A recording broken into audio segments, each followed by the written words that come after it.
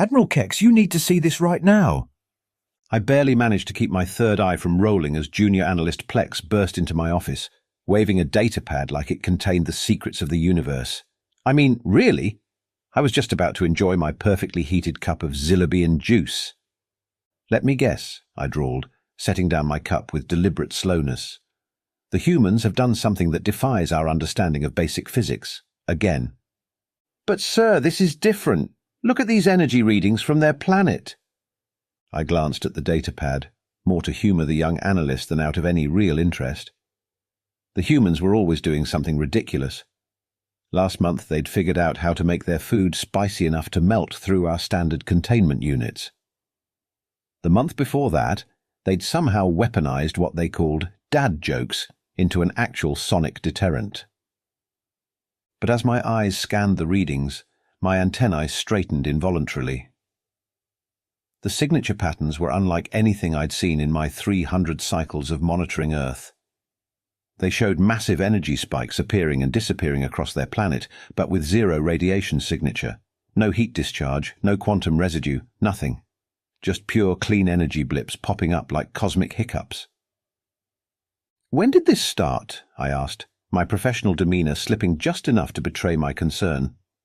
Approximately 47 Earth hours ago, sir. First occurrence was in their North American continent, then it spread. Fast. Really fast. I pulled up the global monitoring display. Sure enough, these energy signatures were now dancing across every continent like some deranged light show. My Zillabian juice was definitely going cold, and for once I didn't care. Have you cross-referenced this with their public information networks? Plex nodded enthusiastically, his sensory tendrils vibrating with excitement. That's the thing, sir. They're not hiding it. They're celebrating it. They're calling it, well, sir, they're calling it quantum skipping, but that's impossible, right, sir? Right? I stared at the data, then at my now tepid Zillabian juice, then back at the data. The humans had outdone themselves this time. This wasn't just their usual chaos, this was something else entirely. Something that shouldn't be possible, according to every scientific principle we held dear.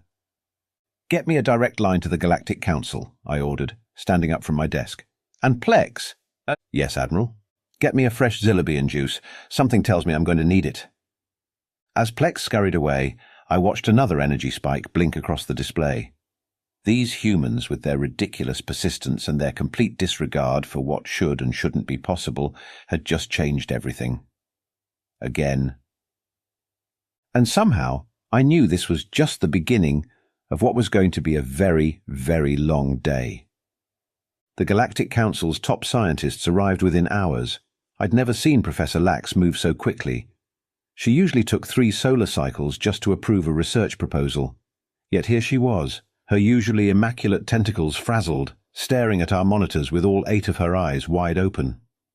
This breaks at least 15 fundamental laws of physics, she muttered, flicking through the data streams. No, wait, 17, no, 19. I'm going to need more appendages to count these violations. Behind her, Dr. Knox was having what appeared to be an existential crisis. But where's the energy going? Where's it coming from? Why isn't there any quantum backwash? There's always quantum backwash. Always. I cleared my throat. Perhaps we should focus on what we know. What we know? Professor Lax laughed hysterically. What we know is that humans are taking chunks of matter, disappearing them from one location and making them reappear somewhere else. Instantly, without a transmission medium, without energy loss, without... Where's my calming crystal? They're calling it quantum skipping, Plex offered helpfully, earning himself a withering glare from every scientist in the room. Young one, Dr. Knox said, his voice dripping with condescension. Quantum teleportation requires massive energy input, creates significant environmental disruption, and can only work with subatomic particles. You can't just skip an entire human being across space. The monitoring station pinged, another energy signature. This time it was larger. Speaking of which, I said, pointing at the screen, they just did it with something approximately the size of their bus transport vehicles. The room fell silent. Then erupted. Impossible! Someone check the sensor calibration. I need to lie down. Where's that calming crystal? I watched as the Galactic Council's finest minds descended into chaos.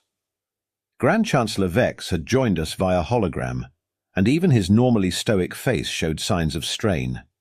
His ceremonial head crest was drooping, never a good sign. "Admiral Kex," he said, his voice grave, "what are your analysts saying about potential military applications?"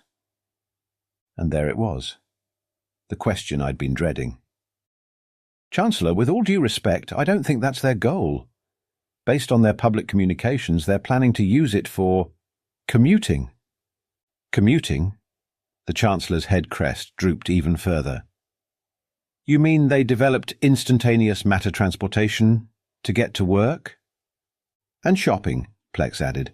"There's a lot of excitement about never having to find parking again." Professor Lax had finally found her calming crystal and was clutching it like a lifeline. "But the infrastructure requirements alone would be—" "None," I interrupted. "They're using personal devices, something they call skip apps on their communications networks." Dr. Knox fainted. Actually fainted. His research assistant quickly grabbed a gravity stabilizer to keep him from floating away. The Chancellor's hologram flickered as he leaned forward. "Are you telling me that humans have not only mastered instantaneous matter transportation, but they've also turned it into a mobile application?"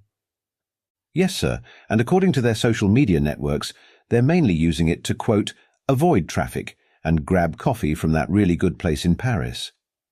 The calming crystal in Professor Lax's tentacles cracked under pressure. "Admiral," the Chancellor said slowly, "I want round-the-clock monitoring. I want to know everything about this technology, how they developed it, how they're implementing it, and most importantly, why they're treating the most revolutionary discovery in the history of the universe as a mere convenience." "Yes, sir, though if I may add something." "Go ahead." "According to their networks, they're already working on an update, something about adding a social feature and quantum filters." The Chancellor's hologram disappeared. He'd either ended the transmission or fainted too. At this point, I couldn't blame him. Looking around the room at the chaos, Professor Lax trying to repair her calming crystal, Dr. Knox still unconscious, and various other scientists either muttering equations or rocking back and forth, I realized something profound.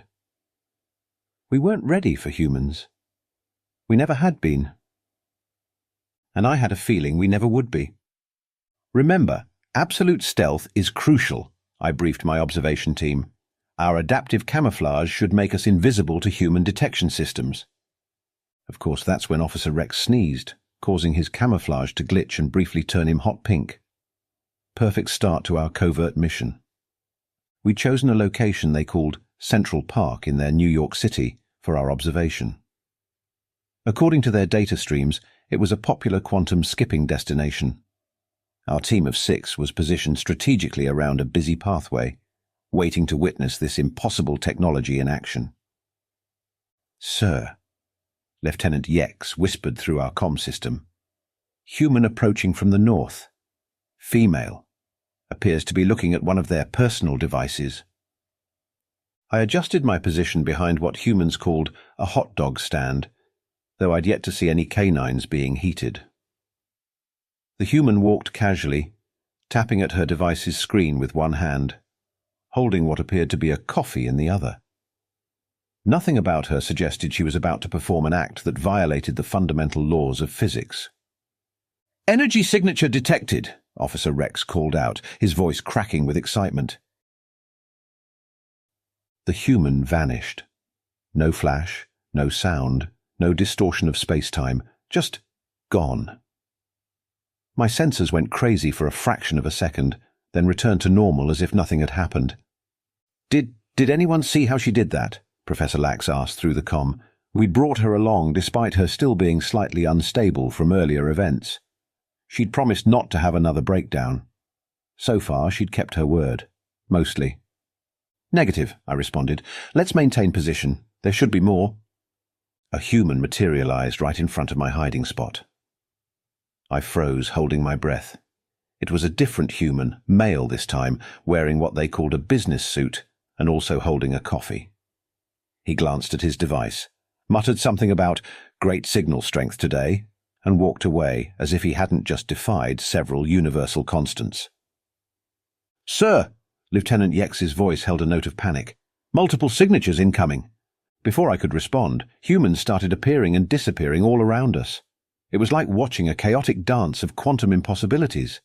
Some appeared in groups, laughing and chatting about split fares and group skip discounts. Others vanished mid-stride, presumably headed to their next destination. Professor Lax's breathing became erratic over the comm. "They're not even looking up from their devices. They're texting while quantum skipping. Texting!" "Professor," I warned, "remember your breathing exercises." "Admiral," Officer Rex cut in, "you need to see this, by the water fountain." I shifted my position carefully and spotted what had caught his attention. A human child, no more than 10 Earth years old, was showing another child how to use the skipping device.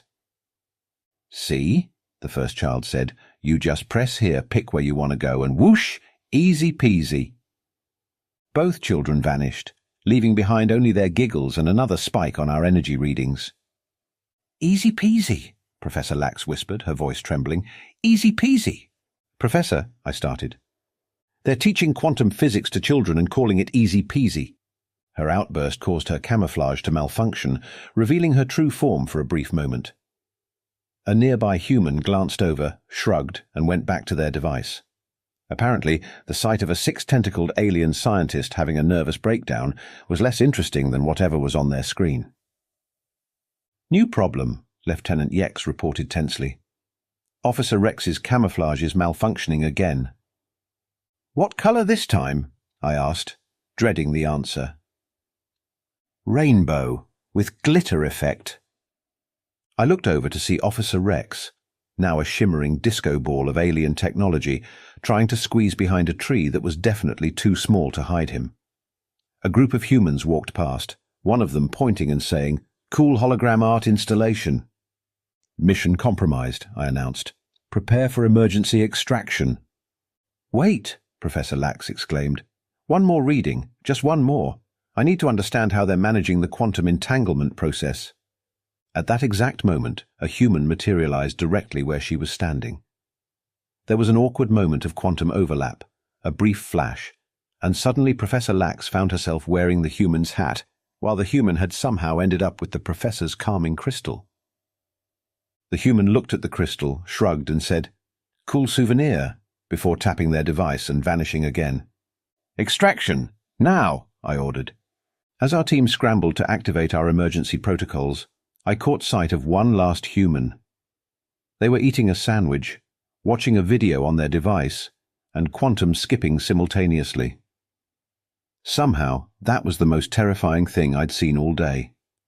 Back on our ship, as Professor Lax mourned the loss of her calming crystal, and Officer Rex's camouflage continued to cycle through various disco patterns, I composed my report to the Council. How exactly does one explain that the most revolutionary technology in the universe was being used for food delivery and avoiding traffic? The Grand Council chamber hadn't been this packed since the Great Space Pasta incident of 2218. Representatives from every major species filled the circular hall, their voices creating a cacophony of panic, wonder, and outrage. I stood at the central podium, trying not to notice how Chancellor Vex's head crest had now drooped so low it was practically a scarf. "Order!" The Chancellor's voice boomed across the chamber. "We will have order!" The Zentarians, always the dramatic ones, were floating in their anti-gravity pods, tentacles waving frantically. "The humans must be stopped," their head minister shrieked. "Today they skip across their planet. Tomorrow they skip into our bedrooms." "Actually," I interjected, "they've already added privacy settings to prevent unauthorized skipping into private spaces. It was in their latest app update, along with something called skip streaks and quantum emojis. This only made the Zentarians float higher in distress. The mechanoids, usually the calmest species in any crisis, were actually showing signs of emotion. Their representative's LED display was flashing through colors so quickly it looked like a disco light. But their technology level. Our calculations showed they were at least 300 years away from this development. Our calculations are never wrong. Apparently, I said, pulling up a human news feed, they figured it out while trying to make a more efficient food delivery system. Something about a pizza getting cold during delivery. Professor Lax, who had insisted on attending despite still being distraught over her lost calming crystal, let out a small whimper. The Aquarians, participating via their water-filled hovering chambers, burbled excitedly. We should study this technology. Think of the possibilities. The humans are selling it for 4.99 of their Earth dollars, I reported. There's a premium version for 9.99 that includes custom sound effects and something called skip filters. The chamber erupted again. The crystalline started vibrating at frequencies that shattered 3 ceremonial glasses. The vapor beings condensed in shock, briefly raining on the lower levels. Chancellor Vex raised all 4 of his arms for silence. Admiral Kex, what are the humans saying about the galactic community's reaction to their breakthrough? I cleared my throat. Well, sir, they're not saying anything. They don't know we exist. What? They're too busy arguing about whether quantum skipping should be allowed during sporting events and if skip lag is worse than regular jet lag. A mechanoid representative's head literally spun 360 degrees. They invented instantaneous matter transportation, and they're worried about sports. And dating, I added, checking the latest updates. Apparently there's a debate about whether quantum skipping on the first date seems too eager. The Zentarian headminister's pod crashed into the ceiling. Nobody noticed. There's more, I continued, scrolling through human social media. They're planning to expand the service. They're calling it Skip Prime. Free 2-way quantum transportation with an annual subscription. Professor Lax finally broke her silence. But, the energy requirements alone should make that economically impossible. They're offsetting costs with in-app advertisements. The professor's backup calming crystal shattered. Chancellor Vex slumped in his chair. So, let me summarize. Humans have mastered quantum transportation, commodified it, monetized it, and are primarily using it for food delivery, dating, and avoiding traffic, all while being completely unaware that they've revolutionized physics as we know it. Yes, sir. Oh, and they're planning to add augmented reality features next month. The chamber fell into stunned silence, broken only by the soft plink of vapor beings still dripping from the ceiling. Options? The Chancellor asked weakly. The mechanoids suggested immediate shutdown of all quantum technology. The Aquarians proposed an academic exchange program. The Zentarians were still stuck to the ceiling, demanding immediate quarantine of the entire human solar system. Sir, I said, checking my datapad, while we've been debating, humans have completed over 10 million quantum skips. Most popular destinations are, in order, coffee shops, workplaces, and something called Pokemon Go locations. The Chancellor's head crest finally gave up and fell off entirely. Nobody dared mention it. Monitor and report, he ordered finally. Just monitor and report, and somebody please get me one of those human calming crystals, preferably with next-day quantum delivery. Admiral Kex! Admiral Kex! Plex burst into my office for the 2nd time that week, but this time he was laughing, actually laughing. What now? Have they figured out how to quantum skip their pets? I asked, protectively holding my fresh Zilla-bean juice. No, sir. Well, yes, actually they have, but that's not it. We found out how they discovered quantum skipping. Professor Lax, who had taken to camping in my office since she couldn't bear to face her colleagues at the Science Academy, looked up from her corner. She was on her 5th replacement calming crystal. How? It was an accident. The professor's crystal started developing cracks. An accident! Plex waved his datapad excitedly. A human child was playing with their parents' experimental quantum computer, which was running a simple game of Pong. What's Pong? I interrupted. An ancient human entertainment form involving a digital ball bouncing between 2 lines. Anyway, the child spilled something called a juice box on the keyboard while simultaneously pressing random keys and... Professor Lack stood up so quickly she knocked over her chair. Are you saying quantum skipping was discovered by a juice spill? Yes, and here's the best part. When they investigated how it worked, they realized we've all been overthinking quantum transportation for centuries. I felt a headache coming on. Explain. Well, you know how we've always tried to account for every quantum variable, calculate every possible outcome, map every potential dimensional intersection? Of course, Professor Lack snapped. That's proper scientific procedure. Turns out you don't need to. The humans just... Plex checked his notes, and I quote from their development logs, grabbed the quantum stuff and yeeted it over there. There was a long silence. What, I asked carefully, is yeeted? As far as we can tell, it means they simply threw it, through space-time, without calculating anything. They just point it where they want it to go, and... Plex made a throwing motion with his arms. Professor Lax's new crystal exploded spontaneously. But that's impossible, she shrieked. You can't just throw matter through quantum space. There are rules, laws, mathematical principles. Apparently, Plex said, still grinning, nobody told the humans that. They just wrote an app that goes wee and launches people through quantum space like it's a water slide. I sat down heavily in my chair. Are you telling me that while we spent millennia developing complex quantum theories and trying to account for every subatomic interaction, the humans just went, "This looks about right," and hit send? Yes, sir. Professor Lax was now rocking back and forth, muttering equations under her breath. I couldn't blame her. Everything we knew about quantum physics, all our careful calculations and precise theories, and humans just ignored it all and succeeded anyway. How? I asked nobody in particular. How do they keep doing this? Oh, and there's one more thing, Plex added, somehow grinning even wider. Remember all those complex safety protocols we thought would be necessary for quantum transportation? Yes. The humans replaced them all with a single line of code that says, if something bad, don't. That was when Professor Lax finally lost it. She stood up, walked to the window overlooking Earth, and pressed her face against the glass. You beautiful idiots, she screamed. You wonderful, terrible, chaos-bringing lunatics. I looked at my Zillabian juice, wishing it was something stronger. Plex, get me a direct line to the Chancellor.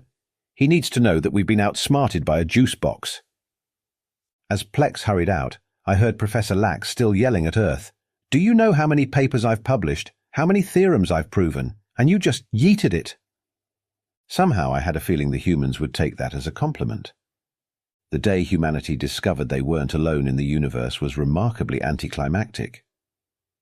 A teenager in Tokyo accidentally quantum skipped into one of our cloaked observation posts, took a selfie with a stunned Officer Rex, still stuck in disco rainbow camouflage, and posted it online with the caption, AI LMAO found aliens, no big deal.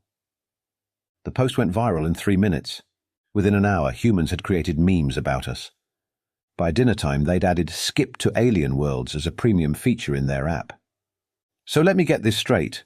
Chancellor Vex addressed the first official human representative at the Emergency Galactic Council session. You're offering to share quantum skipping technology with all galactic species? Well, yeah, said Tom Baker, CEO of Skip Corp, who was casually drinking something called a big gulp while sitting in the sacred seat of interstellar diplomacy. It's not like we patented the quantum stuff. That would be kind of a jerk move, right? The mechanoids were running probability calculations so fast they were overheating. The Zentarians had given up floating and were just lying on the floor. Professor Lax, attending via hologram because she refused to leave her new meditation chamber, was stress-knitting with all 6 tentacles. But the implications, the Chancellor sputtered. The responsibilities, the potential for misuse. Oh, that's why we added user ratings, Tom said, slurping his drink. You know, like ride-sharing. Skip somewhere you shouldn't. Bad rating. Try to skip dangerous materials. Account suspended. Simple. I watched as the collected wisdom of thousands of advanced civilizations was rendered speechless by human customer service policies. We're thinking of calling the galactic version Skip-verse, Tom continued, either oblivious to or enjoying the chaos he was causing. We've already got some cool features planned. Universal translation, obviously, cross-species social networking. Oh, and we're working on quantum filters that work in any atmosphere. But the cultural impact, a vapor being condensed enough to exclaim, the societal upheaval. Yeah, we figured that might be an issue, Tom nodded. That's why we're offering a gradual rollout. Plus, we've got a great tutorial system. My kid designed it. She's 6. Professor Lax's hologram fainted. And the technical support? The mechanoid representative asked. The maintenance? Oh, it pretty much runs itself, Tom waved dismissively. If something breaks, it usually fixes itself. We think it's got something to do with quantum probability, but honestly, he shrugged. It just works. That's when I started laughing. I couldn't help it. Here we were, the most advanced civilizations in known space, brought to our knees by human tech support. Something funny, Admiral? Chancellor Vex asked stiffly. Sir, I managed between chuckles, don't you see? We've spent all this time worried about humans discovering us, about what would happen when they reached the stars. We thought we needed to protect them, guide them, prepare them. Your point? They don't need any of that. They never did. While we were busy writing safety protocols, they were busy writing user agreements. While we were calculating quantum variables, they were calculating subscription prices. Tom raised his big gulp in my direction. The Admiral gets it. In fact, I continued, feeling slightly hysterical, maybe we're the ones who need guidance. When's the last time any of our species invented something revolutionary by accident? The chamber fell silent, except for the sound of Tom's slurping. So, he said into the quiet, who wants beta access? We're offering a special first-time user discount. And just like that, the greatest technological crisis in galactic history turned into a software rollout. Later, in my office, watching the quantum skipping statistics tick up across the galaxy, I received one final report from Plex. Sir, he said, trying not to laugh, humans have just announced their next project. Do I want to know? They're calling it quantum social media. Apparently, regular social media wasn't chaotic enough. I looked at my Zillabean juice, then at the Quantum Skipper app now installed on my own device, then back at my juice. You know what, Plex? Skip me to one of those human bars. I think it's time to learn about another human invention. What's that, sir? I believe they call it happy hour.